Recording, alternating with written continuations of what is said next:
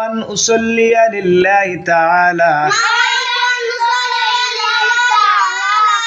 ركعتي صلاة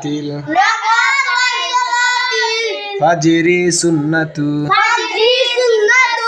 رسول الله تعالى متوجها إلى جهة الكعبة الشريفة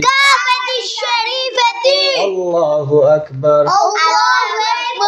والفرض لجاء درجة نويت أن أصلي لله تعالى ركعتي صلاة الفجر فرض الله تعالى متوجها إلى جهة الكعبة الشريفة الله أكبر. ويلو فجر النماز بتشو